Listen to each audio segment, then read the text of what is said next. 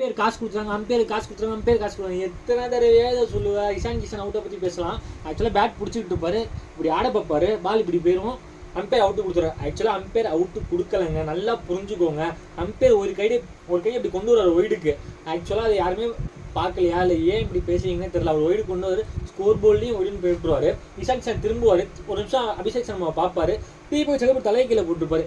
இஷான் கிஷன் போகிறத பார்த்துட்டு அவுட்டு கேட்பாரு, ஓகேங்களா? அதுக்கப்புறம் அம்பேர் அப்படி இப்படின்னு இப்படி கொடுத்துருவாரு. ஆக்சுவலாக பவுலரும் அப்பீல் பண்ணிட்டாரு, இஷான் கிஷன் போகிற பற்றி தான் அப்பீல் பண்ணார். இஷான் கிஷனாக போனால் அது இஷான் கிஷன் தப்புங்க. அம்பேருக்கும் மும்பை இந்தியன்ஸுக்கும் இதுக்கும் சம்மந்தம் இல்லை. ஏன்டா நீ மும்பைக்கு சப்போர்ட்டா அப்படின்னு பேசுறீங்க? கொஞ்ச நாச்சும் யோசிச்சு பேசுங்க. எப்படியா இவ்வளோ பெரிய லீகில் அம்பேர் காசு கொடுப்பாங்க, அம்பேர் அவுட்டு கொடுப்பாங்க, என்னடா ஒரு லாஜிக் இல்லாமல் யோசிக்கிறீங்க? ஆக்சுவலாக இது இஷான் கிஷன் மேலே தப்பு, ஓகேங்களா? அது யதார்த்தமாக பாண்டியா தலையை தட்டி கொடுப்பாரு, அவர் பேட்டில் பட்டுச்சுன்னு நினச்சி தட்டி கொடுத்தாரான்னு தெரில. அங்கே போயிட்டு உசுன்னு நீங்கள் பவுலர்ஸ் இருந்து கற்றுக்கணும். பிச்சிங் அவுட் சைடில் இருந்துக்கும், ரிவ்யூடு அவுட்டும்பாங்க, இம்பாக்ட் வெளியேவா இருக்கும், அவுட்டும்பாங்க. நீங்கள் பவுலர்ஸ் வந்து ரிவ்யூ எடுக்க கற்றுக்கோங்க. இந்த ஜென்டில்மேன் கேம்னா அவுட் ஆகிட்டு வெளியே போனால் இது ஜென்டில் கேமுங்க, இது வேறு முட்டாள்தனமான கேமு.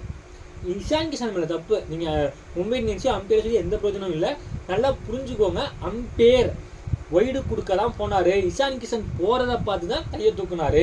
அப்பா கையை தூக்கும் போது தீபக் சர்மா அப்பீல் பண்ணாரு, ஓகேங்களா? இந்த வீடியோ பிடிச்சா லைக் பண்ணுங்க, ஐபிஎல் பார்க்கணும் ஷேர் பண்ணுங்க, மறக்காம நம்ம சேனலை சப்ஸ்கிரைப் பண்ணுங்க. Thank you guys.